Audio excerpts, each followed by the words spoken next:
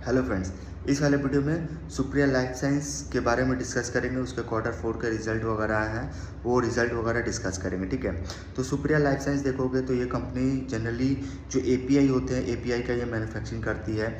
ठीक है, than company के देखोगे तो कुछ नीच प्रोडक्ट है। नीच प्रोडक्ट मीन्स हो गया कि मतलब नीच प्रोडक्ट मीन्स हो गया कि ये जो प्रोडक्ट जो कंपनी मैन्युफैक्चरिंग करती है वो सिर्फ यही कंपनी जो है वो मैन्युफैक्चरिंग करती है। तो इनके कुछ नीच प्रोडक्ट है जिसमें देखोगे 40+ एपीआई है, और ये कंपनी जो है वो एक ग्लोबल लीडर है। ठीक है, तो इनके प्रोडक्ट देखोगे जैसे anti histamines, anti allergy, vitamins, anti asthmatic, ठीक है, एंड इसके साथ साथ एनेस्थेटिक्स। ठीक है, एंटी एस्थमेटिक्स एंड एनेस्थेटिक्स, ये जितने भी प्रोडक्ट है कंपनी जो है वो कंपनी जो है वो मैन्युफैक्चरिंग करती है। मतलब ये इनके नीच प्रोडक्ट है। ठीक है, देन कंपनी देखोगे तो कंपनी का जो एक्चुअली कंपनी का जो रेवेन्यू जो है वो एक्सपोर्ट से आता है। ठीक है, तो कंपनी देखोगे तो 120 कंट्री में, आई थिंक, हाँ, 120 कंट्री में कंपनी एक्सपोर्ट करती है।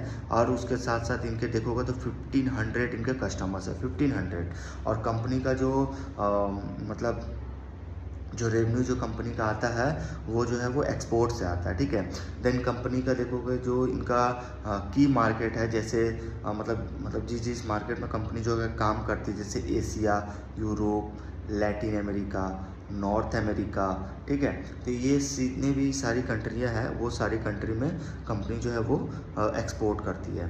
एक्चुअली कंपनी का मतलब एक्सपोर्ट से सबसे ज़्यादा इनका रेवेन्यू आता है। आप देखो तो 80% ओवरऑल जो इनका रेवेन्यू है उसमें से 80% ऑफ जो रेवेन्यू है वो इनका एक्सपोर्ट से आता है। ठीक है, तो कंपनी देखोगे तो एक्चुअली कंपनी का मोस्ट इनका जो मतलब जो इनका नीच प्रोडक्ट है मोटा मोटी, तो वो देखोगे मतलब ये कंपनी जो मैन्युफैक्चरिंग करती है 40+ एपीआई, मतलब काफ़ी ज़्यादा मतलब 40+ एपीआई जो कंपनी वो मैन्युफैक्चरिंग करती है। कंपनी का अगर आप ओवरऑल अगर आप परफॉर्मेंस देखोगे क्वार्टर 4 का, तो इनका रेवेन्यू जो है वो ग्रो किया 50% से, वाई वाई लेवल पे 50% से इनका रेवेन्यू जो है वो ग्रो किया। एबिटा देखोगे वो 44% से ग्रो किया वाई वाई लेवल पे। पैट जो है वो 47% से ग्रो किया है।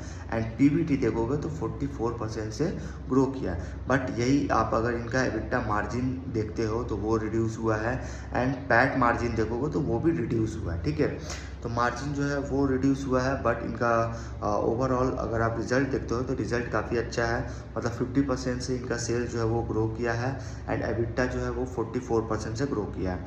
लेकिन यही अगर आप देखते हो जो इनका प्रोडक्ट है, जैसे एनेस्थेटिक्स एंड एडीएचडी, ये जो इनके दो प्रोडक्ट है वो देखोगे तो इनका मतलब FY27 में जो है इनका पाइपलाइन में है ये दो प्रोडक्ट, जैसे एनेस्थेटिक्स एंड एडीएचडी, दो प्रोडक्ट है। ठीक है, देन कंपनी का देखोगे तो बहुत सारे कंपनियों के संग इनका बॉन्डिंग है। बॉन्डिंग मीन्स इनका रिलेशनशिप है काफ़ी लंबे समय से, long standing relationship with global pharma company, जैसे मैनकाइंड फार्मा, LNK, स्वान फार्मा, सिंटेक, ये जितनी भी कंपनियां हैं ना, ऐसे एक्चुअली सिंटेक, स्वान फार्मा, ये सब बाहर की कंपनियां हैं। तो उनके संग जो है इनका काफ़ी लंबे समय से जो है वो इनका रिलेशनशिप है, और काफ़ी लंबे समय से इनके संग जो है वो इनका काम हो रहा है। ठीक है, तो उस हिसाब से देखोगे तो इनके दो मैन्युफैक्चरिंग फैसिलिटी भी है, एक अंबरनाथ है एंड दूसरा लोटे परशुराम, एक्चुअली आई थिंक लोटेज,